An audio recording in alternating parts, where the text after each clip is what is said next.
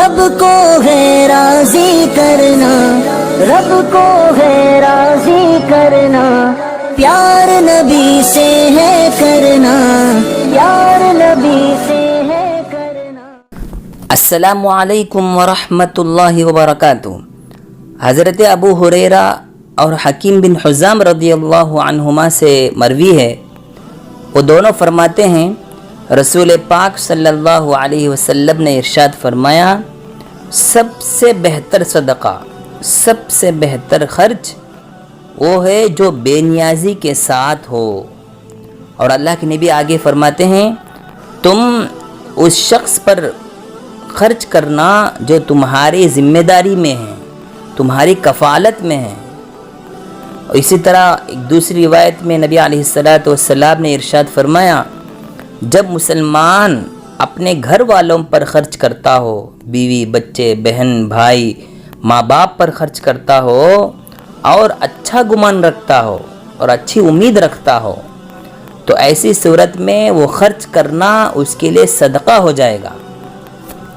اسی طرح ایک دوسری روایت میں اللہ کے نبی علیہ السلام مثالیں دے کر ارشاد فرمایا، حضرت ابو ہریرہ رضی اللہ عنہ سے مروی ہے، اللہ کے نبی نے فرمایا، ابو ہریرہ، اگر تم ایک دینار کو راہ خدا میں خرچ کرو اور ایک دینار کو کسی غلام کو آزاد کرنے میں خرچ کرو اور ایک دینار فقیر کو دو اور ایک دینار تم اپنے گھر والوں پر خرچ کرو، تو اجر اور ثواب کے اعتبار سے وہ دینار سب سے زیادہ بہتر ہے جو اپنے گھر والوں پر تم نے خرچ کیا ہے۔ تو محترم حضرات، ہمیں ان احادیث مبارکہ سے یہ بات معلوم ہوتی ہے کہ ہم زیادہ اپنے رشتہ داروں پر خرچ کریں، اپنے رشتہ داروں کا خیال رکھیں، ماں باپ کا خیال رکھیں، بھائی بہنوں کا خیال رکھیں۔ اکثر یہ ہوتا ہے کہ جب ہم زیادہ مالدار ہوتے ہیں، کچھ پیسے آ جاتے ہیں، تو اس صورت میں اپنے نگاہ میں بھائی بہن بھی کچھ کمزور ہوتے ہیں، لیکن ہم ان کا خیال نہیں کرتے ہیں۔ یہ بہت بڑی غلطی ہے، ہم ان پر خرچ کرنا بہت زیادہ ہمارے لیے ثواب ہوگا۔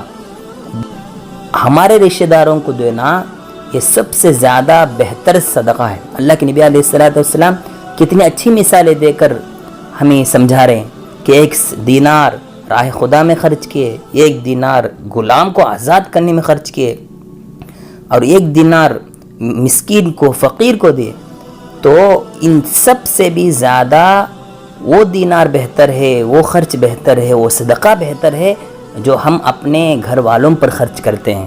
تو اسی لیے ہم اس کا خیال رکھیں۔ آج کل حالات بھی بہت سنگین گزر رہی ہے، تو ان حالتوں میں اپنے رشتہ داروں کا خیال رکھیں۔ ہر ایک اگر اپنے رشتہ داروں کا خیال رکھیں گے تو انشاءاللہ العزیز سب خوشحال رہیں گے، سب خوشگواری کے ساتھ زندگی گزاریں گے۔ تو اللہ تعالیٰ سے دعا ہے کہ اللہ تعالیٰ ہم تمام کو بہترین صدقے کو اپنانے کی توفیق نصیب فرمائے، آمین۔ السلام علیکم ورحمۃ اللہ وبرکاتہ۔